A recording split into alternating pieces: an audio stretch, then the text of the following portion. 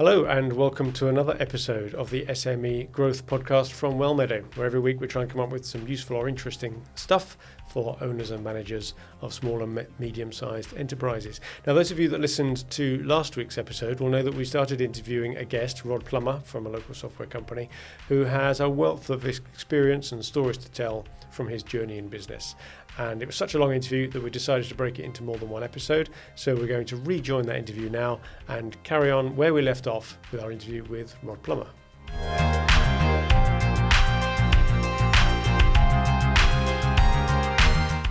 I was at one meeting once where the pitch was given. It's a really funny story. I haven't got time to tell it now, but I'll tell you one day. The pitch was being given to this company. I can't say who it was, but it was awful. Right. I'm thinking, that's a terrible idea. And the guy who was running the pitch said, "So, Rod, have you got any ideas?" This is just out of the blue. You weren't prepared. I'm in this agency, real trendy agency, and I was the oldest swinger in town there. I was about 50, and everybody else was like 25, 20. And I'd just been to see the government. I'll get onto that in a minute. So I was black shirt, white tie. I looked like I'd been to a funeral. And he goes, "Have you got any ideas, Rod?" But I'd walk up to this screen and present an idea. And as I'm walking up, I'm trying to think of the idea. You've got as long as it takes to walk from your chair to the screen. I swear to God. And I got there and I presented the idea and I went with it. Well, go on. What was the idea? Well, basically, it was very similar to time map in a way. And it was looking through a scope over London, looking for secret passage, looking for secret things over London. So we were using the scope idea. Yeah. But instead of being maps, you're looking for little things inside London. So you're piecing together other stuff. Yeah, we're using stuff. So it all sounds like it's all iterative in a way. Every new bit needs a flash of inspiration. Well, I'll give you. So while all this is going on, we're doing the mapping things, we're doing the custom stuff, and then suddenly we get a phone call from MSN again. "Hi, Rod. Somebody's been here from Microsoft who says you're really good with maps." Yeah, come and see us. You've been typecast a bit there. So I went to see these guys, and they wanted to build a property portal. And he said, "You're the only person in the UK who's built a property portal on Big Maps. The first thing we ever did." I said, "Yes, we are." Wow. And you're still the only ones that have done it? We're the only ones that have done it on Big Maps. And he said, "So we want to use, obviously, Microsoft-friendly partners. And we've got this concept for a property portal, but we don't want you to build anything." So what are you calling me for? Exactly. And he said, "What we want you to do is we want you to go out and find the data and then create the shape files for the maps that go on our platform." Shape files are what they say, they're shapes. So I said, "Okay. Like, what do you want?" He said, "Well, we want social economic data, we want schools, we want flood, Hang on a minute. crime." This is sounding familiar. I'm thinking, crikey. And this is I can serendipity or what? So I said, he said, "Can you get flood?" I said, "Yeah. Get flood, get it from the Environment Agency, easy." Yeah. Little did I know. Anyway, a very long story short, we paid money to the Environment Agency. We got this thing called static map information, so static flood information, where it's likely to flood. You've got to pay £30,000 for it, believe it or not. So we got to pay £30,000 to find out where a place is going to flood. Yeah. Which is now all free, of course. It's all free now. Source. It's open data now. Yeah. And again, one of my boys had an idea. Why don't we build a little app where somebody could type into a website, "How far am I from a flood map?" Push the postcode in, and it tells you how far you're away from a flood zone. So we built this thing, showed it to a guy at the agency that we bought the data from. He said, "Why don't you come down to Bristol and present it?" And my boys are sick and tired of hearing about this. My people are sick and tired of hearing this story, but it's true. I go down to Bristol, and it's the Environment Agency, and can I be sarcastic? I think you can get away with it. So there's hundreds of them there, Public sector, loads of people. Go to the private sector, 2 people. Anyways, loads of people there. And a big gang of people. And I presented this idea, showed him the demo, showed him the thing, presented it, and there's a guy sitting in the corner, and he's going... So for anybody listening to that, there was a bit of a grimace on Rod's face. Well, I noticed this guy in the corner, and he wasn't very happy. He looked, because you look at the people when you're doing presentations, as I said earlier. Yeah. And I finished, and I said, "Right, anybody got any questions?" And this guy said, "Yes, I've got a question." This is the grimacing guy. This is the guy, yeah. He looked like he was eating nettles, this guy. And I said, "Right." He said, "Why are you doing this?" I said, "Well, I want people to know where it floods." "We don't," he says. It's true. I can't, I said, "Well, why do I pay tax for then? If I pay tax and it goes into the government agencies and the government agencies have got the data, why don't you show people where it floods?" Yeah. And that's what I said. And being an MD is a great job, right? It's a great job. There's great responsibility with it as well. You might say something stupid, everybody goes bust, and they all lose their jobs. And I thought, oh my God. It was quite kind of, it was quite tense. It wasn't bad, but it was quite tense. It was sort of persona non grata sort of thing. I should know. And the chap I was with, who's still a friend of mine To this day. I said, "Oh my God, what have I done? Who's that guy?" He said, "He's the deputy executive director of the Environment Agency, Rod." You were just upset. One of the big cheeses. I said, "Oh no!" He says, "No." He says, "We've got some other data. We think this has got something in it." And from that came an idea of mine. We got connected to their live data feed, and I decided we were going to build the UK's first live flood map, which would actually show floods live on a map. And it was a nightmare because the data was a problem at those days. OS data was a problem on Bing Maps and Google Maps. There was problems with copyright. It took ages. And I didn't give in. You never give in and never give up in things. And I didn't give in. And eventually we built this thing called Flood Alert, showed it to the Environment Agency, they weren't interested, showed them on an iPhone, they weren't interested, showed them everything, they weren't interested, and showed it on Facebook. And suddenly they got interested. And we launched Flood Alerts on Facebook on the 1st of April, 2012, and there'd been a drought. Again, there'd been a massive drought. And I went to this very large company to try and sell it. And there was nothing showing up. There was no floods. It was about as silent as watching grass grow, right? And this company said, "Well, Rod, we're not interested." I said, "Look, guys," they said, "it's going to flood. We've had a drought. This is England. And it's going to be massive. This thing is going to be massive." And he said, "Yeah, but, we're not interested." And they didn't do it. And we launched on April the 1st. It started raining. And no, I kid you not, that summer, the Isle of Wight Festival flooded. And we're only on Facebook at this point, right? With the Environment Agency. They'd paid some money towards it, to be fair. We'd already built it, already spent all the money, but they gave us some money to be part of it. And I get a phone call from the AA. The guy from the AA phones me up. He says, "Rod, we think your map on Facebook's brilliant." I said, "Thank you very much." The only trouble is, he said, "We can't use it." I said, "What's that?" He said, "Because we won't be allowed to use Facebook on our laptops." Have you got a standalone version? Oh, I see. So I said, "Yeah." Which was, I wouldn't say it was a fib, but it wasn't quite true. You could have created a standalone version. So next morning I go to work, and this is what fantastic. I'm very lucky. Okay, I got to say this on this podcast because they might actually watch some of it. Yeah, I'm very lucky. If they get this far through, they're doing.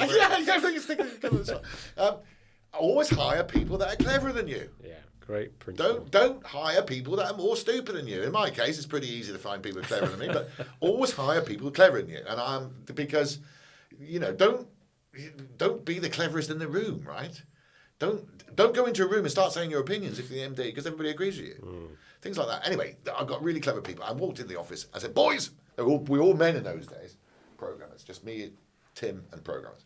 "Boys, we're going to launch a standalone version of Flood Alerts today. Yeah. How long will it take? We can have it ready into an hour and a half, Rod." Wow. Great. All we're doing Great is response. taking it from what's on Facebook. Giving it a different platform. Correct. Yeah. Phone up a firm I've got to give them credit, Be Bold PR in Telford. Be Bold PR. They are Amy, you owe me a favour. Phone them up and said, "Hey folks, we've got this flood alert thing, live flood thing," and it was flooding. Yeah. So that was important. A bit like your expenses scandal. Wouldn't have worked otherwise, would it? Correct. And even your Michael Jackson is grabbing that moment. Yeah. True. It's the idea and the timing. And Mark and Amy at Be Bold got it on the BBC at 11:30. On front page of BBC, boom, live up. The flood map goes live today. And when I was on about Google, it went over again with 16 million hits. Oh, is this commercially successful?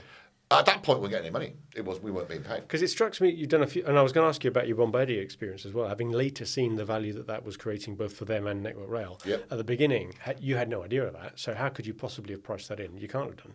So you must have undersold it. Probably. And it sounds like you've done a few things for free. You had things where we certainly did a lot of stuff for free in the early days. We did things on spec. We did things on ideas, and then I'd go out and sell them. So Flood Alerts was one of those. The Deep Zoom stuff was one of those. Time Map was one of those. And we ended up selling them later on. The Deep Zoom, mosaic-y stuff, we created something called, we call it Megafiche. If you're old enough to know what microfiche is. You're looking at something small, you're looking at something really big. Yeah. And we've we've sold out a lot of places. So did you have to, your business had to have been producing some income to pay for all these wages of programmers while you're doing free stuff. So you had some boring projects we're not. Well, at the same time, I was doing the marketing campaigns and the crazy stuff. And Flood, for example, when we first did it, we hardly got anything for it. But that then got OEM'd, licensed, if you like, by the Environment Agency. Right. Okay. Network. Natural Resources Wales, the BBC, Channel 4, Daily Mail, they all licensed. So suddenly you've got an income. Got an income. A license income. And that remind me about that, because there's another lesson learned there. So suddenly this flood stuff is starting to make some pretty serious money. There was a massive flood. David Cameron tweeted about the map. I'm thinking, crikey, this is getting really big. Yeah. We were on Newsnight, BBC. We were on Sky. They're showing our map. I'm showing it to my wife. Look at that. That's our map. That's me, then. Yeah. And it was quite big. And at the same time, we were doing custom things. So, for example, a company that did security for ships at sea wanted a system. We built that. We got involved with the Olympics, as I mentioned before. We did some stuff for the Olympics. And we're doing this custom work. And we're doing this marketing stuff. And we're doing our own stuff. So there's three things, really. There's custom, marketing, and our own stuff. And everything's great. And I made a mistake.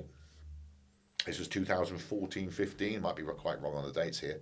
I made a mistake. And that was, I thought that because we had created flood alerts and it had gone mental, and the government had noticed us, and agencies like the Environment Agency and Natural Resources Wales and all these folks had noticed us, that was going to be something to focus on. And we made quite a lot of money, right? We were doing quite well. And everything was great. And then I made the mistake of mistakenly thinking that government and politics is the same as business. And it isn't. No, you must have known that wasn't the case. Well, I did, but I didn't think that. Because I've been in business a long time, I actually think that people in I've got to be careful what I say, because I don't want to come over as bitter and twisted about this. But I don't necessarily think that if you're a government worker, you're bothered about whether it works. You're more bothered about whether you make a mistake or not. And if you look at Fujitsu, for example, the post office, I mean, the post office is sort of semi-quango now. But again, they're not bothered about whether it worked or not. They're bothered about whether it looked like it didn't work. I think that's probably true of any organisation that has a blame culture. Well, certainly is in my experience within government. Government now, we were dealing with the Cabinet Office quite a lot because of the flood stuff. They were using it in our flood map in what do you call it, Cobra meetings, and so on.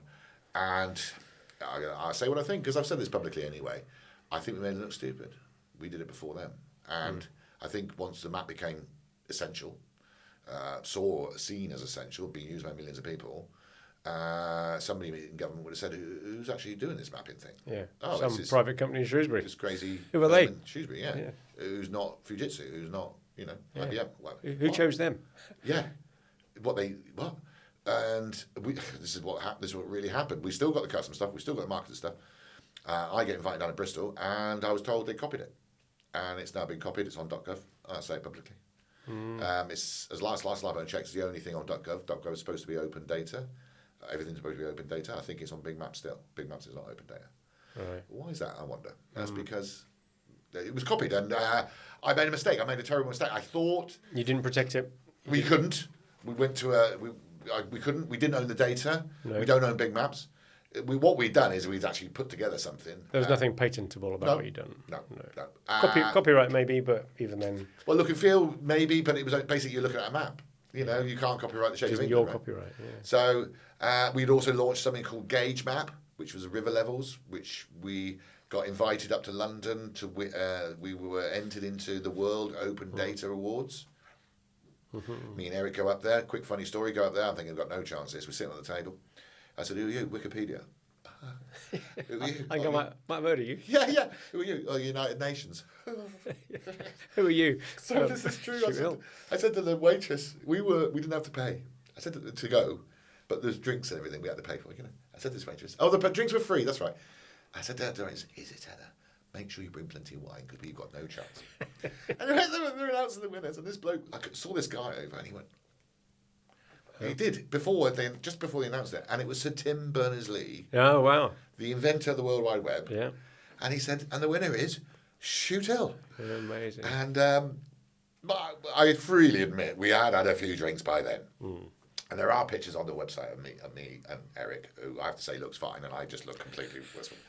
And we got this award for the best use of open data innovation award, and we won the Virgin Award for innovation. We won quite a few innovations with this stuff.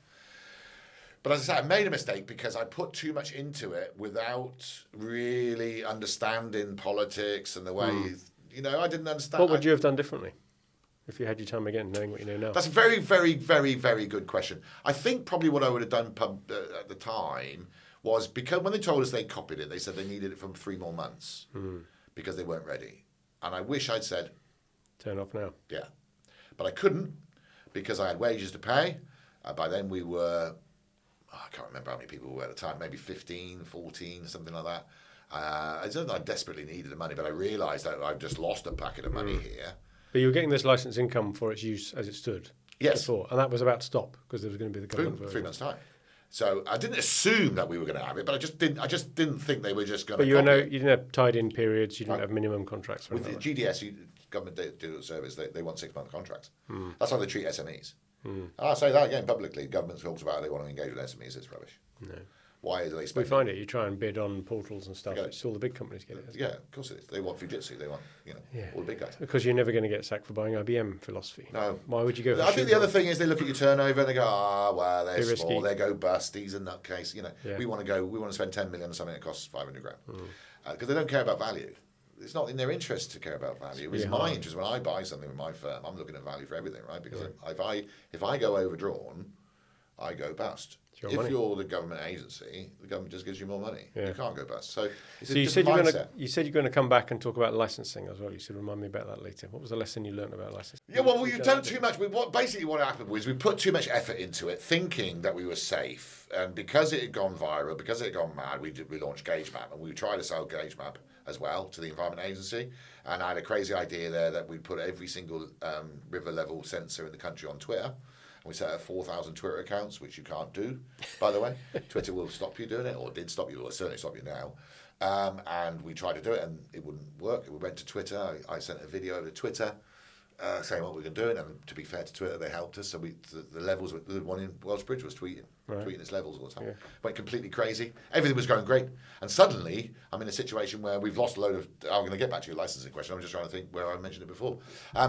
We'd lost a lot of revenue. And I've always had this attitude of, keep a little bit of cash spare in case you have a rainy day. It's the only rainy day we've ever had, to be fair. And then about that time, Simon Jevons joined my firm. And how old was I then? I was about 50, I guess. And he joined. And after a bit, he said, all these marketing campaigns that you're doing. And he said, how do you know you're going to get more of them? I said, I don't. No. I go, okay. These other things that you're doing with other stuff, how do you know? Well, I don't really. I said, I just know loads of people and everything happens, and we were working with Formula One and all these crazy people, and it was all very exciting. And he said, I really do think that we've got to focus more on some of the custom stuff, because with the custom stuff, we already had a reputation for doing it. There's much more of a long-term relationship with marketing campaigns. It's great. It's really exciting. You meet exciting people. I've met movie stars. I've met film, sports people, and all the rest of it. I did some work for Bernie Ecclestone, for example. But it's ephemeral. You do the job, bing, boom, bam. What's next? Yes. Whereas Harry Potter, I think the campaign was 10 weeks. Once it's gone, it's gone. Once it's gone, it's gone. Yeah, Olympics. Once the Olympics is over, boom, something else. So he started saying we should do more of these long-term, much more custom business type software. This is about 2015. We'd always done them. And Bombardier, the second project we've ever done. So it wasn't like a culture shock. And we went more into that. We started doing more of that. And then Simon, we were on the train to London all the time. And Simon said, well, why don't we try and look more at Shropshire? And I was talking about marketing and sales before. I got a confession. We didn't really do that much marketing. We didn't. Well, you said before about the marketing versus sales, farming versus hunting. You were doing well enough. The referrals were coming in. You were looking after your customers. You were getting a reputation. You didn't need to go and find new ones as long as the growth was well, people were leaving. So somebody leaving Microsoft. One chap left Microsoft, went to the Daily Mail, and a project came up with the Daily Mail. He said, I know some folks. Yeah. And I think the other thing there is as well, when you're doing the marketing campaigns, and certainly, well, any software project really, it's not just marketing, is you had a good experience. I worked with that person. We had a good experience. I like him or like her, whatever. We got on. Well, Yeah, it's that's a almost, no-brainer. I'll work with them again. that's almost independent of the quality of the product. Assuming that is good, but you can have varying degrees of good. The experience of getting there is what you remember more than the outcome. Yeah. I'll give you a quick example. We were doing a quiz. It was a competition. I think it was Marriott Hotels. I can't remember. And this quiz, this thing ended at 12 o'clock midnight on a Friday. And a lady at Microsoft who was responsible for this project phoned me up, and I think it was about 5:10 on a Friday afternoon. Rod. What? And it was her first project. You know, she was quite young, just starting out. This quiz finishes at 12 o'clock tonight. Yeah. Well, we can't have it going after 12 o'clock because quizzes and competitions for something like Marriott Hotels very strict. Yeah. If it finishes at 12 o'clock, it's over. You don't want somebody filling out a form at 1 o'clock because they could say it wasn't fair, rules, grief and all Money this at hand, yeah. So she's panicking. And she said, what we do? And I said, don't worry, we'll write a bit of code that'll take away the competition at 12 o'clock tonight. And she was like, yeah, but it's 5:10 on a Friday. I said, yeah, don't worry, we'll do it. You know, no charge. She said, well, how much? I haven't got any money, I haven't got any money. I said, nothing, we'll just do it for you. Yeah. So we just did it, and that was it. Well, that lady, gave us so much work over the following years. You because bailed her out. Well, we knew each other. It was like, you know, it was really informal and friendly. And of course, they're customers. Of course, you've got customers. But I know it sounds really corny, doesn't it? But you make your friends through business, not the other way around. And I've made a lot of friends through doing business with them. Yeah. And after, you know, when you get to the custom stuff, which I'll try and move on to now. So we do much more of these custom business software. And there's there's no pattern, right? We're not in any particular vertical. No.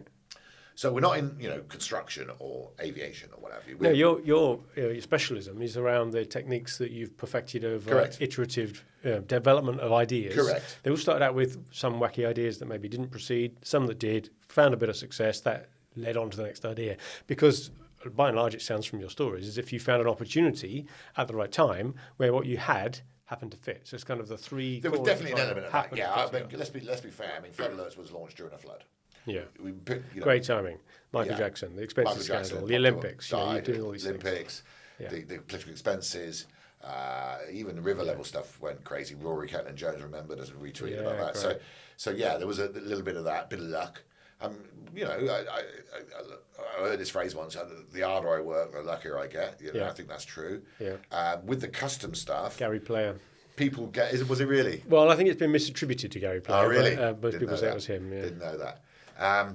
With the custom stuff, as I say, there's no particular vertical. They're businesses. They usually get to a certain size. You know, they're turning over a bit of money, million plus. Some of them 100 million, 200 million, 500 million even. But they're turning over a decent amount of money, and they're unique. Yeah. They do something unique. Maybe they make pots and pans that are unique. Yeah. Or let's call it pots and pans. And the pots and pans are unique. Nobody else makes them. They do something special. They make it out of whatever metal you want. And they say, right, okay, we get a lot of orders coming in, and we make mistakes, what have you, and we put everything into a spreadsheet, or we want something a bit special. And then what they do is they decide, okay, we either have more, I call them Fred and Julie's, with more people coming in, and nobody really wants that if you can avoid it. So they go online, they look if there's a piece of software out there that they can work off the shelf. A good example of that is a thing called Booksy. Booksy is a piece of software that hairdressers use, barbers use. And it'll book your... Appointment booking software, that type of thing. It costs peanuts. It's $5 a month or something, I don't know what it costs. And loads of barbers use it, great. But if you want Booksy to modify it because you do special, something different, Booksy's going to tell you to go away. Microsoft won't change Excel because you do your business a certain way. You have to do your business around Excel, right? Yeah. So these companies get to the point where they have to take more people on, or they look for a specialist piece of software and they hope there's something out there that fit them. But because they're unique, because their offering is unique, that piece of off-the-shelf software just won't work for them. Yeah. And they come to the reluctant conclusion, and it really is a reluctant conclusion because of all the horror stories you've heard about Fujitsu and bespoke software generally. Bespoke software, that they need some bespoke software. So they'll start off, I'm sure, by trying to say, could we adapt our business processes to fit this piece of software that is off the shelf? Well, a lot of people do run Excel. They use Excel, or we see people use an Access database, an old Access database. I got this quick funny story. Somebody came in the office years ago with a laptop and said, "You haven't got any Wi-Fi over?" We said, "Yeah." "No, have you?" "Yeah." "Oh, it's not going to connect up, is it?" So, no, you've got to log in and do password and stuff. Oh, okay. I opened up this laptop. Honest, it was like a brick. Opens this laptop, Windows 7. And this piece of software was working on Windows 7 on this laptop, but it wasn't been updated. And so they was terrified that if they went online, that Windows would update to Windows 10 and it wouldn't work. And then it wouldn't work. And it was mission critical. Wow. And I've seen serious companies where they've got a piece of software and it works, but it was written by Colin from accounts 100 years ago. A long time ago. A long time ago. Colin retired, or no longer with the company. We don't know how it works. We're scared that if Windows gets updated or whatever, one day this is not going to work, and it is mission critical. There's a lesson about risk registers there somewhere. Correct. So they look online to find it. They get to the computer and they say, okay, we need somebody to come in custom. And very often, as I say, there's no particular pattern, there's no particular market. Very often they will start off with something small. We got this problem with Fred and Julie. Can you fix that? Yeah, okay. And we fix it. And then by that time, any decent time project, even weeks, they get to know us. And I say this all the time to people. We don't try to bamboozle people with tech. I mean, I say this. When you go on Google, do you ever think how amazing that is? Take it for granted, don't you? Use a little white box, type it in. Yeah. Comes back. There's billions and billions Well, of lines of code. There's thousands and thousands of servers. Yeah. There's an enormous amount of technology behind that. But it's a little white box that you use. Windows, how many millions of lines? Well, even use of our Apple devices. You don't care. You don't care how I just want it to work. It is flipping clever. It's very clever. Thousands of engineers who've got PhDs to get you that. Correct. But at the end of the day, you want to click a button. And if it doesn't work, you go mad. Yeah. You don't care how clever it is. So with a business software, that's what they want. They want something that they can see some benefit. And it could be we make the pots and pans more efficient, or we can sell them in abroad, or we can put different languages on, whatever it is. It doesn't really matter. And they start with something small often, and then they go, well, now we've got this problem over here. And it might be a much more bigger project. And another thing of Rod's management tips is don't belittle young people, as I say. I've got a young person who works for me. I've got a number of them. One of them joined us at 14. Well, he didn't join us. He came on work experience. And work experience, they get them looking at a PC or something. We get them working. Proper work. Because it's work experience, right? Yeah, great. So this kid he knows who he is. He come to the work and and I got him to do some work and he did it. We made a few quid out of him as well. I thought, that's good. Dandy. Yeah. When he's 16, 17, he came back. Apprentice. We took him on as an apprentice. And he went through that. He was doing sales, actually. It was technical sales. And he was a very young kid, 17. And he was a bit, I'll say this now because he'll see this, he was a little bit gormless, Anyway, he'll love it when he sees that. Anyway, what are we going to do with this lad, Yeah. And he said, I fancy doing a business degree. So we did a business degree. He did all that. And now this lad, well, I'll say who he is. His name is Josh Welsh. There, I said your name. Hello, Josh. You're famous now. Yeah. He's in charge of projects. He's 25, he might be 26 now.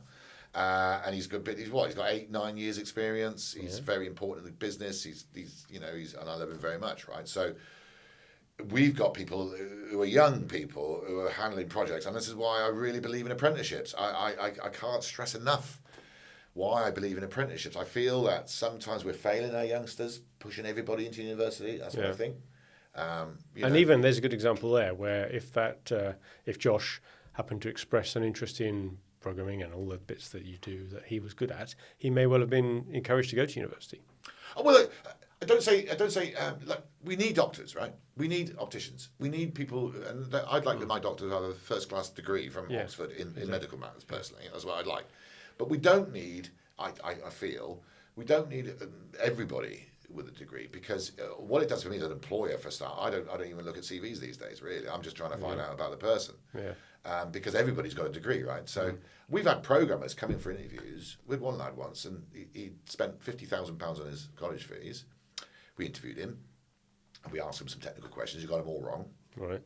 And one of the questions I asked in an interview, I bet I'll say it. Well, I will say it. But test anybody who's ever seen the. Yeah, exactly. Did you watch that podcast? If I could give you a task to do, what would it be that you really wouldn't like? And this lad, computer programming. So I said, mate, you're coming here for an interview. That's the job you're applying for. Yeah. You come in here for an interview as a computer programmer, and you don't like computer programming? No, I don't really. He said, I don't really like it. So I said, well, why'd you do it for? That's honest. Yeah, it was honest, yeah. I think he figured out he didn't have the job by then. Yeah. I said, why'd you do it for? Oh, well, I heard the money was good. And you don't do a job because you hear the money's good. You do the job because you love it. Yeah. And if you love it, it might well produce a really good salary. Yeah. But, you know, it doesn't matter if it doesn't, because you're doing something you love. You spend, I got this wrong. I think it's something like 37,000 hours or something. It's crazy. Days, I think it is, where you're not a kid and you're not really, really old. It's not a lot. It might be 18,000 days. I can't remember. Right. It's not a lot. And of those, half of them are asleep. Half the hours you're asleep. Right? Yeah. Some of it you're eating. But work is a big slice of that, right? Yeah, so huge. If you're doing something you hate, you're wasting a lot of your life. I'm digressing a lot here, but on the apprenticeship side, we've done quite a few, and we've had lads join us a couple of girls as well, 16, 17. And of course, they've got the experience. Do they tend to hang around? Well, yes and no. Mostly yes. We've had a couple, because we're in lovely Shropshire. I think Shropshire's great. I think Shrewsbury's wonderful. That's why we're here, right? Odd. But then younger people. Well, we've taken on graduates in the past, and we get 2 or 3 years out of them before they say they want to go off to the big lights, and they go off to London, Manchester, Bristol, whatever. We've had a bit of that. We had one lad who went to Thailand. We had another one went to Texas, and I think that's, you know, I'd like to think if you gave somebody an apprenticeship, they think, you know what, I'll stay working forever. Well, at least for a bit, yeah. Maybe nothing's forever anymore. Nothing is forever anymore. You know, I've got quite a few people, I'm just trying to think now, I've got people who've been in the company 15 years. Why do you stay in a company? Why do you stay working with a company? I did something, I wrote a piece about this a little while ago, and this isn't some insightful thing, it's probably copied from all over the place, but why do people actually work in a company? Is it money? Well, money's important. You've got to pay the bills, you've got to pay the mortgage, you've got to, you know, all that. But really, it's the environment, it's the friendship, do you like the people you're working with? Do you feel comfortable? Are you listened to? Are you appreciated? All those little things. You don't get paid enough for it, but you can't get paid enough to stay at a job that's hopefully if you hate going into work, damaging to you. Hate going to work, well, you know, the boss is a real swine, you know, or what have you. And I do think, I would say, wouldn't I? But I do think it's true. And in our we had a lot of fun. There's a fair bit of Mickey taken, mostly out of me, I have to say. You know, we try to enjoy it as well, you know, and we try to do that with our customers a little bit as well. Well, like you said, how many of your hours alive are you spending at work? You spend more time, at certain ages anyway, with your work colleagues than you do with your family. That's very true. Even when you've got young kids. Very true. Very, very true. And going back to the customer side, I think that we've done customer testimonials, which I think are the best thing you can ever have, better than any marketing. Yeah, social proof. We are. Yeah. But, you know, I think they would say, we're straight, we're honest, we're innovative, we come up with stuff that they don't. Doing custom software, by the way, business custom software, you've got to know their business processes better than they do. It's pretty serious stuff, right? It is. If it goes wrong, they start losing money. So to have that fun environment around that, you've got to really watch the balance, haven't you? That you're not taking the job itself any less seriously. Oh, absolutely. But you do value the relationship. Absolutely. And I wanted to ask you a question, about the culture, because you're saying you run fun and everybody's there. Do you think that really comes from the personalities of the leaders, or can any leader create a fun environment? Well, I'm so glad you asked that question, actually, David, because I'm going to give another one of Rod's lessons, which my lot will go, oh no, he's going to say. Here we go again. This is a true story, right? So I was in the Navy, as I say. I was on 2 ships, identical. They were identical ships. They were called Leanders, right? Leander frigates. About 250 guys on each one. They were both exactly the same. Same weapon system, everything exactly the same. And I was on the Euryalus before a ship called Aurora. So the Euryalus, HMS Euryalus, HMS Aurora. As I say, exactly the same. And I joined this ship, Euryalus, and it was miserable. It was not very nice. It just didn't seem very nice. And I was sitting on the quarterdeck, which is where the helicopter lands. We're in harbour, and an RAF Land Rover turns up. Okay, and there's a gangway up to the quarterdeck, and out gets this RAF policeman. And he's got a lad with him, and out gets another RAF policeman behind him, and they're walking this lad up the gangway. I don't know what's going on. It turns out that this lad had gone AWOL, absence without leave. And when you go absent from the Navy, in the old days, I don't know what it's like now, but in those days, the police would come and arrest you, take you to the nearest military base. And in his case, he was from Norwich somewhere. The nearest place was an RAF base. So the police took this lad to this RAF base, and the RAF are returning to the ship. And he's walking up the gangway, only a little fella, two big burly policemen, RAF policemen. And he taps the one in front of him, hits him, turns around to the one behind him, and hits him. And I'm like in total shock. My goodness. I just couldn't believe it. Then everybody runs, grabs this lad, takes him down to the paint shop, which is like a temporary prison, and puts him into this temporary prison. And I'm thinking, my goodness, what's going on? And it turned out that this lad had been bullied. I was never bullied. I never had any bullying in the Navy, never saw it. But there was bullying going on the ship. And it was a very grim atmosphere. Mm. I can't describe what it's like on a ship if it's grim, but it's, it's just grim. And then I joined another ship. The Falklands War came, and such a long story there. I ended up on this ship called Aurora, joined the ship called Aurora, and I'm walking around, and everybody's pretending to be Spider-Man. There's blokes hanging off ladders going...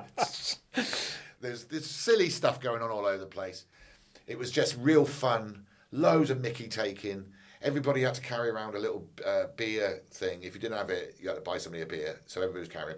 Bloke got to add it in the shower with him. He's still out in the shower.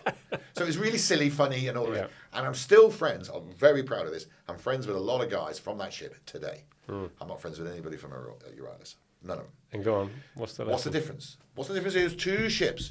So they're both exactly the same. Same number of people, same background, same, all had the same training. Same training.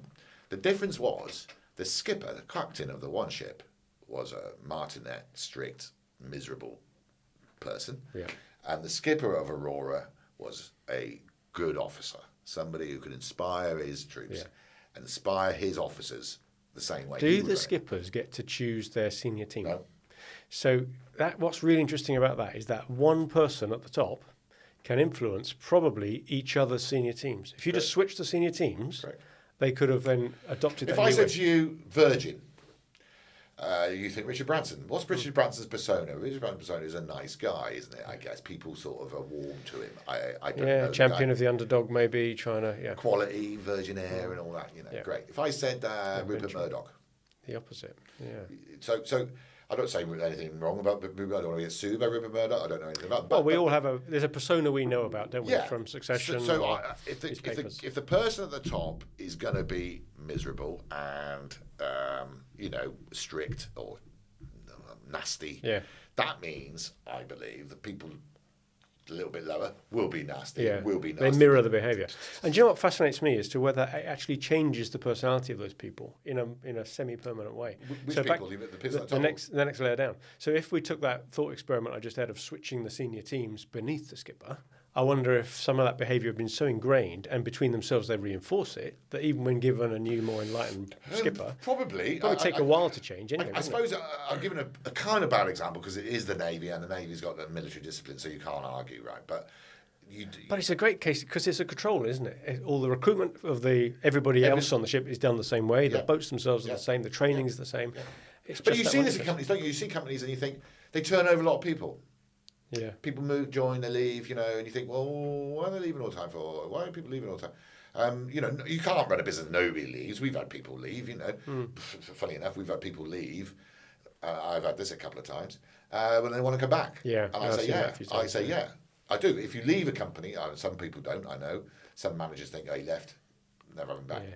But I will do that. Well, we've had that with clients. We call them the boomerangs. And the really big thing about that is when they come back, they tell everybody else that actually the grass isn't always greener. And having gone on the outside, you look back in and you realise what a daft you were leaving. We had one lad who left for 6 weeks. He was away for 6 weeks. And after 4 weeks, he said, I think I made a mistake. We said, he didn't leave on bad terms. He did everything, everything was fine. Never burn bridges. That's another good lesson. Well, that's another. You don't want to go, I'm off, bye-bye, you're all idiots. Leave on good terms, professional. So I do think that is if the person at the top is, like, if you have a crisis, don't start panicking as the boss, right? Mm. You may have been an officer now. You're in the First World War, the trenches, and you go to the lads, you say, I don't think you've got much chance against these Germans. Yeah. That's not leadership, is it? The lads are not going to start fighting the Germans, are they? They're going to start being really scared. So, no, your attitude is, come on, lads, we're going to fight the Germans. So there is that kind of human nature thing, I think, a little bit with management. And it's not... scientific, but it's obvious, isn't it? We've actually tried to bring in. It's not always there. Obviously, we've got quite a flat structure. So there's me. Well, now there's Simon because now he's MD. I told you about that, didn't I? Yeah, you mentioned it. That business I was with before. When I told you I was in that business before, Shoothill. I was 40. He was getting on a bit, and I felt that maybe he wasn't as maybe I don't know if I was right. Maybe he wasn't as ambitious as I was, and I worried. What if he retired? What if he died? What if he just didn't want to do it anymore? What would happen to me? And I'm wasting the last good years of my life with this guy in that case, if he left or if he died or if he retired. And I felt that there's youngsters coming through, one of them, as I mentioned before, Simon, Josh, the other lad I mentioned. They want to grow. They're ambitious. They got mortgages. They got kids. They're going to have all that. Well, Josh hasn't got kids yet. They want to grow the business. And one of the things that we was in the custom software, great. We've been doing that for years. We've built a good reputation, I hope, for that. And we're even in Shrewsbury, we're known for that. The base next door to you is one of our neighbours. So we're doing that, and then we've been doing websites and other stuff for people, and then Simon and Josh and the other guys have got some great ideas, and so now they want to have a sort of full service. So we're now doing IT services as well. And so we're doing all of that because it sort of fits together. It all fits. I don't want to do so much of a sales pitch. But no, but I've made him MD. It shows where the ideas come through, and that gets you allow other people to have the ideas, and then you run with some of them. But the bit I wanted to ask you about is that decision and your timing of your decision of making Simon the MD, because clearly you up until that point were the MD. Simon, you said, is 10 years younger than you, or 20 years younger than you. He doesn't look it. And your role now is still very executive. You're still hands on. Yeah, you're not like the chairman. Well, he's called me executive chairman. Which, they bought me a book for my birthday, How to Be an Executive Chairman. It was very enlightening. It was the thinnest book I've ever seen. They also got me a pair of Union Jack Crocs. Anyway, so when I was 16. So why did you make that decision at that time? Why was that the right time? Because I didn't want to be that guy I was, in my case, working for that firm before I started Shoothill. I didn't want to seem, me, Rod, I didn't want to be holding people back.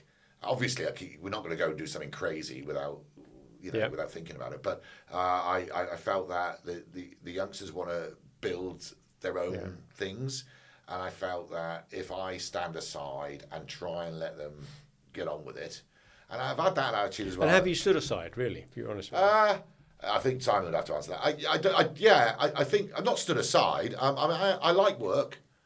I like going into work. I enjoy things like this, for example. I like working. So it's not like I don't want to work, and I feel because I've got a lot of experience and I've done a lot of things, I can still contribute stuff. And truth of the matter is nobody's going to do something crazy behind my back or something. But I've seen this go not wrong, but not as well as it could have perhaps. Where this exact thing has happened, where the founder, manager has decided to take a step back, put somebody else in as MD. It could be just a more junior member of the team, let's put it that way. A number of different reasons why that might happen.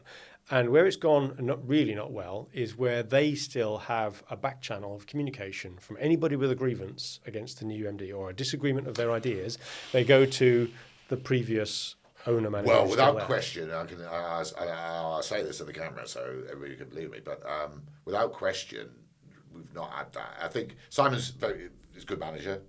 I wouldn't have made him MD if he wasn't, really, to be fair. But there's another point there. You never really know how someone's going to be as a leader until they're in the number one seat. No, that's true. There's a million miles from the number two seat. That's true. And the number one seat. Yes, very true. Everybody's an individual. Another thing about management, I always thought about management, right? I ain't got any great insights into it, just experience, I suppose. Is every individual is unique. You're unique as an individual. Therefore, managing all these unique individuals, each one has a unique approach. So you can't be nice to him and nasty to him. You've got to be fair. Now, if you want to be a strict swine, that's great. You're going to lose people, but fine. But be a swine to everybody. Don't have favourites, and that's very difficult because everybody's, everyone's individual. But try and treat everybody fairly, and try and, as I say, I've deliberately fostered this, and I hope my lot would agree. Even the new joiners within a day or so, I go, what do you think? Yeah. What do you do? What do you think about that? To get them involved, so they know they're in an open environment. Yeah. And if you're in an open environment, I'm going to get more opinionated now. I don't think free pizza works in businesses. Okay, I see that. I see that on a website. Oh, we have a pizza afternoon on a Thursday. I can go down and get a pizza. I don't even like pizza. To me, it's bread and tomatoes. Right? So I don't think people stay in a company because they get free pizza. Yeah. Or we've got a roasted coffee machine. That I can go down to Starbucks and buy a coffee. I worked in a company once that had free soda. It's in Britain, this was, and then they called it free candy. I said, no, it's pop and sweets. But in the end, we were spending tons and tons of money on pops and sweets. Yeah. Chocolate bars everywhere, but everybody's still left. And overweight employees. You can go to a sweet shop and buy those sweets, can't you? So I don't think those sorts of things are. It's good to have a good atmosphere. That's really important. But having freebies and stuff doesn't really. Do you have open plan offices? We have got an open plan office. Half and half, really. We've got our dev side, the developer side. They're in their own bit. It's quite quiet. And then there's the sales and marketing bit of where I sit, which is very loud and raucous. And I guess that has to be because devs need a bit of concentration. Yeah, and we're, as you may have picked up, I have got a bit of a loud voice, David. I have been accused. For anybody not watching, Rod's actually about 10 meters away from the microphone. So I've got quite a loud voice, and yeah, we have as I say, we're a bit of fun, a bit of laugh. But I mean, it is a serious. We're doing serious stuff for people. Okay, we did a system, as I mentioned before, that Ships at Sea one was a company that did not hostage negotiation, and this Ships at Sea one was against anti-piracy. And this fella said to me, if this breaks, people get killed. Yeah, so you don't muck it up. You're into some serious stuff, and even some very serious stuff. Yeah. So just sort of bringing our thoughts a little bit to a close. I'm just wondering. I wanted to ask you a question. Yeah. I don't know how honestly you feel you can answer this, but how do you think the company and especially the culture will change when you spend less time in it? And Simon takes over. That's what I never thought of before. Right. Let's say I disappear tomorrow. It will change inevitably because I'm not there, and then the people that have worked with me, they will leave and go as well. I'm assuming that Shoothill is still around in years to come. Eric is still very much still in the company. CTO. Yeah, still CTO. I do think that the younger ones will have learned. So, I mean, in one way, it's great, isn't it, that people have left from school and they've only been at Shoothill, but then they don't know elsewhere. Like you mentioned, some people think the grass is greener, and we're not perfect. I'm not going to say Shoothill is perfect. No human construct. It was perfect. So. How will it change? Maybe because, I'm a bit sort of. Okay. In the earlier days, a lot of the ideas themselves, the actual creative ideas, certainly were mine. I mean, I'm not being big-headed there, but that's how the company came into being. Yeah, it wouldn't have happened. I thought of an idea, then we flog it to some marketing agency, or we create something. Today, because we do a lot more of the serious business, custom software, as well as the IT services side, I'm not so involved in that. And those ideas aren't as much creative in the inception. They may be creative. Well, they are creative. They're very creative, but in a business sense, more of in a technical sense. Or, for example, we do a lot of stuff with Sage, Sage accounts now. How will it change? I guess it'll get not more serious. That's the wrong word. It'll get more, even more clever people joining it. Is the business growing up? Growing up? You mean getting mature? Is it going through adolescence to a different Well, we're stage? 18, so if I think what I was like at 18, in fact, I think I got into a fight on my 18th birthday. I did. So we're 18 years old. Is that an old business? I suppose it is. I don't think it's about the years, is it? I feel that in life, though. I'm 61 and I still feel I'm about... I say it's not the years in your life, it's the life in your years. I'm about 20... I'd like to think I was about 25, but I probably look inside about 40, our heads. Oh, you do, Rod. Yeah, thanks very much. But I don't feel like I still like, as I say, I like working. I like what I do. I really enjoy it. Companies as they grow go through various stages, don't they? We did a great episode on this once, using the 7 Stages of Man speech from Shakespeare to depict that as you go through these transition points.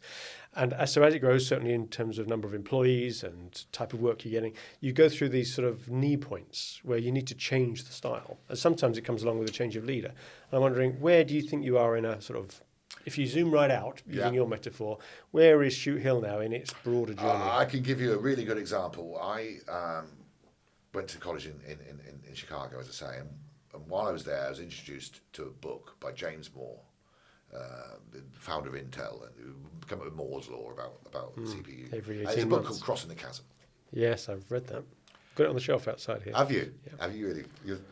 And it was just a fantastic. I can't really draw it here, but it's basically you grow and you grow and you're growing, and because it's a personal touch, because you're doing it personally, and imagine that you've got this graph going like this, and you want to be up here, but the bigger you get, the less personal you can be because you're getting bigger and you might want more support people and so on and so forth.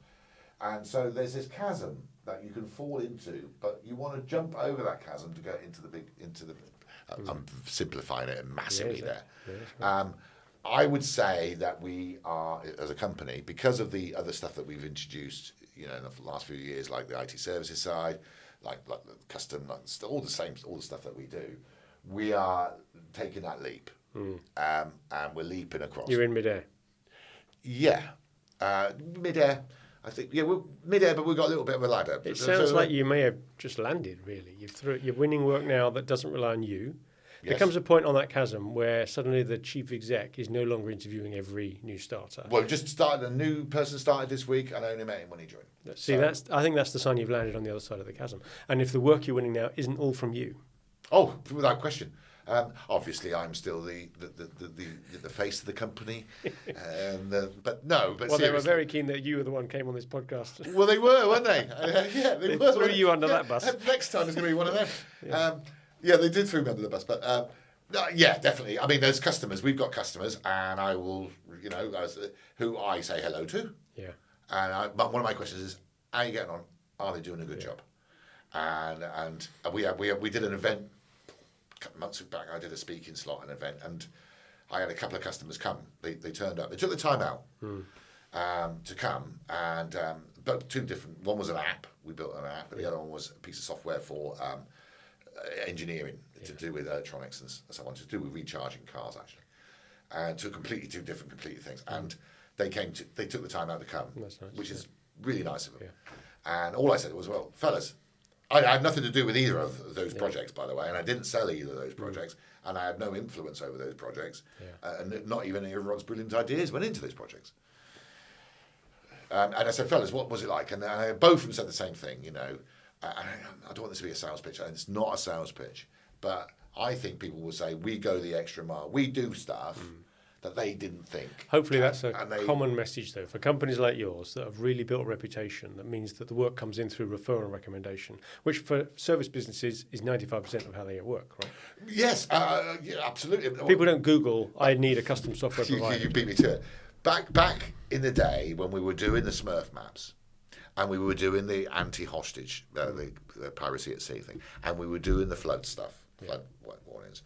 The big thing I always thought was, well, somebody comes onto the Shoothill website and they're looking for a serious application and they see a Smurf map.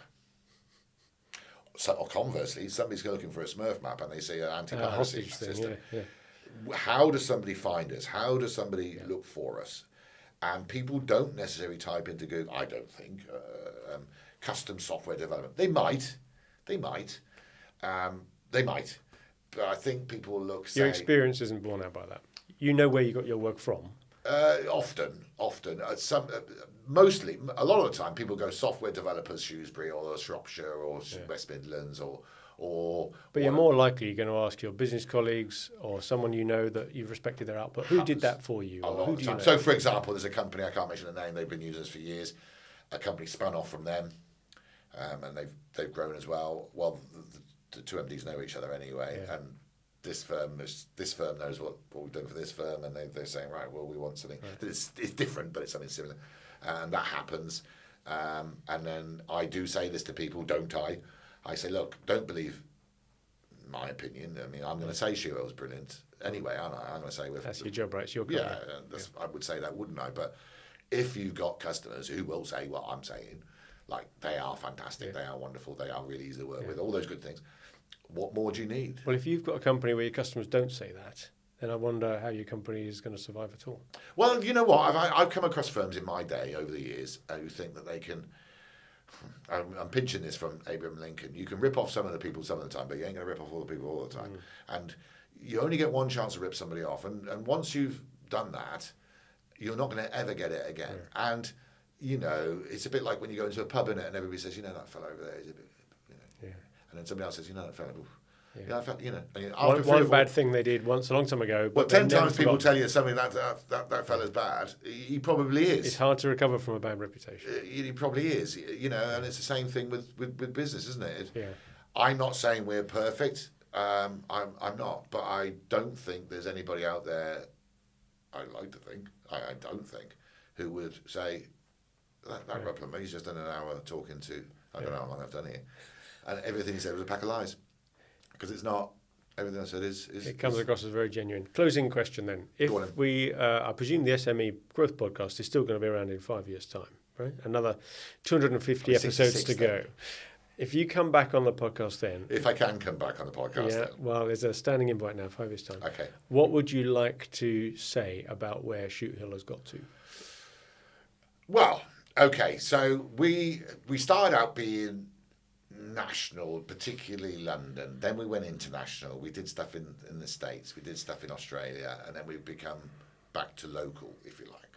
Why? Because I didn't want to catch the train all the time, and not only that, I got to say I was quite dismissive of the potential around Shropshire because I've been doing all this stuff in London, and I didn't realise, and I confess, I didn't realise all the most exciting, brilliant, unbelievably advanced, super duper companies we got within striking distance of Shrewsbury, literally of Shrewsbury, let alone Shropshire. You know, I've seen some fantastic firms. I mean, really have. Yeah. And you're thinking, crikey, they're just here. Yeah. Why am I jumping in the car, driving over to? We've got customers all over the place, obviously, but you know, and that's where we are today. And we still do stuff we've still got something going on in the States and something in Australia and something else. But I don't want us to become known as just a Shropshire company. With the IT services side, we've got customers up north on that as well. Shrewsbury Town was one of ours, the football grounds, the football club. We're probably going to expand more nationally. I don't know how, I don't know where, I don't know when. But I'd like to think in 5 years' time, there'll be more versions of us. And that's going to be another challenge because we've never really had that where we've got people. When I was in America, when I was in Los Angeles, in San Francisco, we were 8 hours behind our head office. The only time we could speak to them was 8 o'clock in the morning. Yeah. And then they were going home. And then we'd work all day, and then we went home. Yeah. And it was really weird. Hard, yeah. It was really weird. I'm not saying we're going to become international. I don't know. I do think though we'll probably go more. I don't know, like Chester. We're not going to go. Let's not go. London, Peck and Paris. Trotters, but expand that way across the country a little bit more. Because if it's like this in Shropshire, and if we've got a good base and a solid base and loads of good customers and all that sort of stuff, then why not go to Cheshire and regional, maybe even multi-regional rather than expand it, and who knows where it might go? Who knows? I don't know. We've got other businesses already. We've got House Builder Pro, which is a house building software that already is national. So their customers, that pieces of house building software is all over the country already. So that's one place I'd like to take it, I guess. I don't think we'll ever. Well, I know we won't. I personally don't. I don't think we'll ever get the custom stuff because I like the creativity side of it. I do like the creativity bit. Even though I'm not so involved in it, I think my people like it as well. Because we get customers, and I know this is the last question, Dave, but we get customers saying, I can't tell you how much you've changed what we do. Yeah. That's a great bit of feedback, isn't it? Fred has got an easier life. That must make the hairs stand up on the back of your neck. Oh, definitely. You've changed someone's life. When they say, one customer came in who's a very decent sized company, and I said, what's your experience? He went, absolutely amazing. And he's a serious guy, this guy. Got a lot of respect for him. Amazing. I am delighted. And I can't say everybody's completely over the moon delighted because people, everybody's the same. People are people, yeah. Yeah, but when you hear that and we made a big difference to somebody's business or they've grown, they've made a lot more money, our job is to make them successful, right? Yeah. Our job is to make them successful, that they make money. Because if they make money, guess what? Like you said about Microsoft earlier, they will help you grow your business because it's in their interests too. If you make your customers money, they're going to use you more. I mean, it's not rocket science. So that is probably the one thing. One of the things I really love And even more so today, because I'm not directly doing it necessarily myself. Our people are doing that without me. But you've created that culture, that outlook, that I'd like that to think vision, so. and that's I'd what's like to living think on. that is my contribution to where they are today. And I don't know what the contribution will be tomorrow, but I hope I can still contribute in some way. It sounds like you are. I think they'd have a big job in trying to hold you back. No, thanks, Rod. Thanks for coming in today. Cheers, it's been a real pleasure. I really genuinely enjoyed it. Great, good. I hope that comes over in the podcast. You've been very generous with your time and also with your advice, your experience, your source, and even sometimes the admissions of where it didn't quite go. Well, I hope anybody watching out there, can pick up a few bits and pieces. I hope a lot of people will say, yeah, that makes common sense, because a lot of it is just common sense, really, isn't it? I think there's a lot of things you said about would chime with people and maybe remind them of some of the things that they perhaps once thought about, and it'll bring it back to the forefront of their mind. One last thing I say, that one day I'll come back and tell you a load of funny stories, because I didn't get enough funny stories in. We'll get the funny stories in. Separate series of funny stories. No, thanks again, Rod, for coming in. Thank you for listening to the SME Growth Podcast. It's been a very entertaining couple of hours, as it turns out, with Rod to go through all of his experiences and some lessons learned, some management tips through his experience of pre-Shoothill and running Shoothill. So thanks a lot for coming in. If you've enjoyed that and you found that useful or interesting, then as we say each week, please pass on word of it to your business colleagues and friends and family. You can either do that through the apps, wherever you get this from, or just tell them in the pub when you're next there. In the meantime, good luck with your business.